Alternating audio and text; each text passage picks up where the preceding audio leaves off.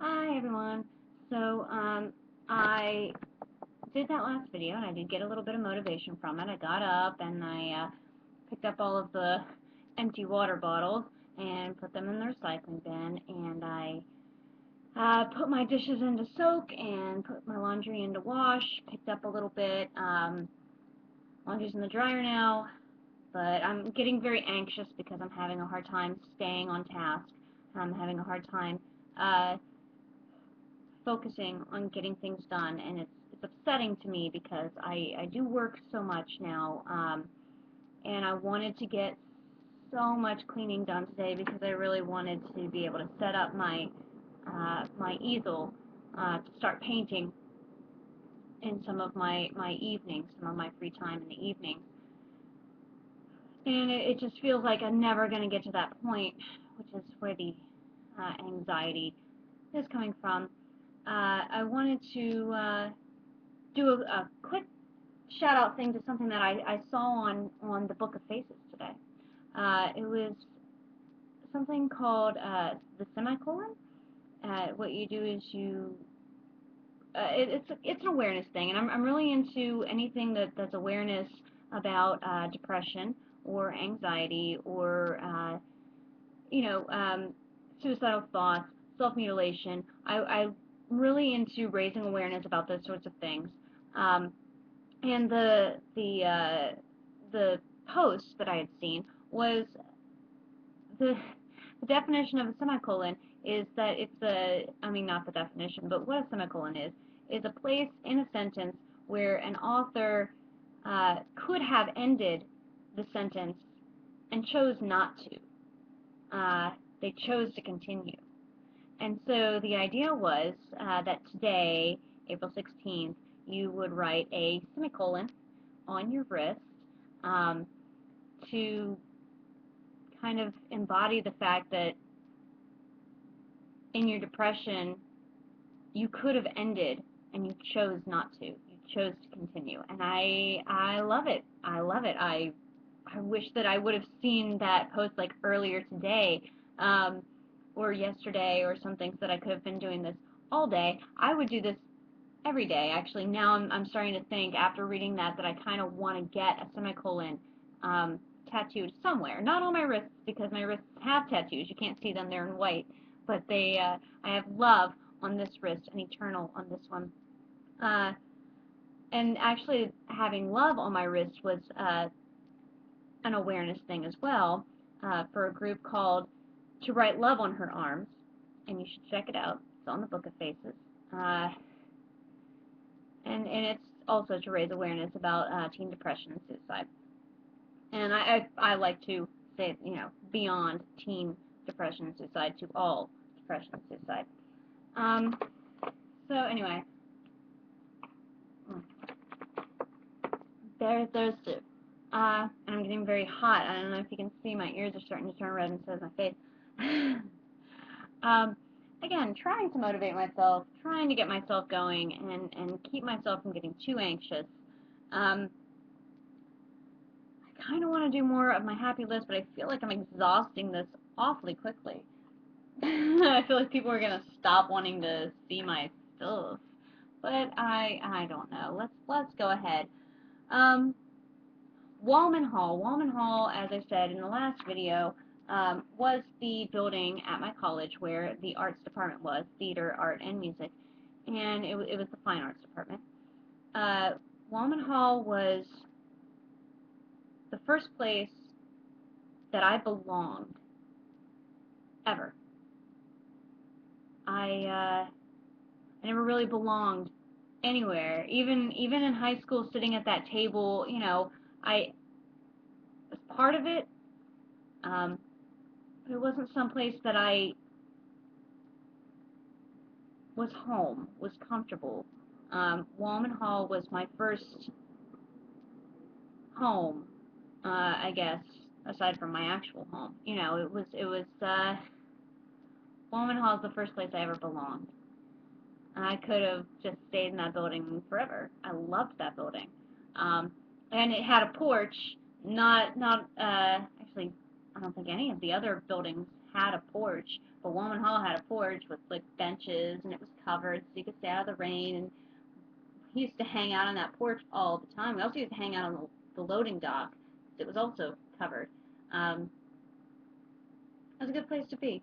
I love Woman Hall, and I love the teachers there, and all the learning that went on, all the plays, and just being a part of it. Pixie Fest. Pixie Fest is something that a friend of mine, and she's actually, next on the list because Through Line of Thought was happening there. My friend Brittany, who I call Bratney, I've called her Bratney for, oh my goodness, I've known her since I was probably 11, 10, maybe 10 or 11.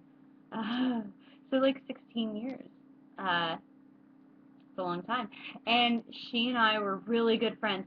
We were best friends during 4-H. And for those of you who don't know what 4-H is, it's a club. The 4-H's are Head, Heart, Hands, and Health, and it's a club. And there was a camp every year, and we would go to camp in the summer. And my friend Brittany and I, Bratney, we used to love eating pixie sticks, and we created this thing where on Wednesday of camp, there during free time, we would collect all of our pixie sticks together, and we would just eat them like crazy, just eat as many pixie sticks as possible, and we would make pixie water, and it was called Pixie Fest. Pixie Fest continued, and it grew. People just started like joining in, bringing their own pixie sticks. At one point, there was one year where we had like, I think the number was over 1,200 pixie sticks, because so many people had contributed. It was so many that we couldn't eat them all in our free time, like in our free period. On Wednesday, despite how many people were there, we couldn't eat them all, so we went and we passed them out to everyone in camp and asked them to join us for the next year. That tradition has lived on. I'm no longer a camper there. I am I'm usually a counselor. I won't get to be this year, but I'm usually a counselor, and even being a counselor, the campers, some of them still do Pixie Fest.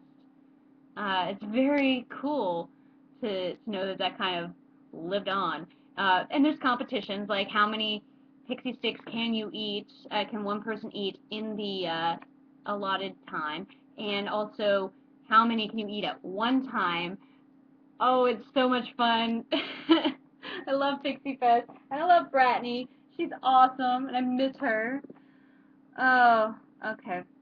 That's quite a long explanation. Okay, ACTF, the American College Theater Festival, is something that I got introduced to my junior year of college. Yeah, my junior year of college, when I was nominated for an Irene Ryan Scholarship because of one of my performances, and I got to go to ACTF with a partner and perform. Well, it was like an audition, and there was the first round, and then it would get like really narrowed down. It would go from like 250 to like 20, and then of course from 20 to 10, and then there would be one winner. And I got to go, and the first year was really, really awesome. The first year I went, there was a bunch of us there, just a ton of people, and that was the year that I really met my best friend Crystal Darling. We had seen each other around, we had talked a few times, but we hadn't like bonded the way that we did at ACTF. It was a lot of fun. And then the next year I was nominated again. The first year my partner was a friend of mine named Michael Wozniak, and we did a scene from Buddy Mears. We didn't get past through the first round. Second year I went, my partner was Bruce, and we did a scene from, I can't remember what it's called. Oh, it was written by Kenneth Lonergan. This Is Our Youth. This Is Our Youth. We also did not get past through, but that was a year that that Bruce and I really bonded and became very close. It's probably about the time that we actually started seeing each other. And then the third year that I went was a year after I graduated. Bruce had been nominated, and he picked me as his partner.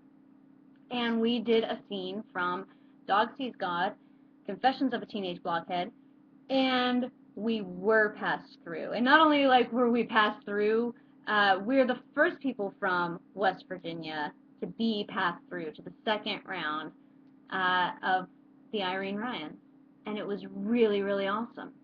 It was quite the experience, and spending like all this time, and there were only 4 of us there, and it was me and Bruce and our friend Sean and our friend Mark, and we were in one room, and just the amount of awesomeness that happened that weekend, I can't even explain it. It was just so much fun. So very much fun. Anyway, I would love to talk more about that third year at ACTF, but we are past the 10-minute mark, so ta!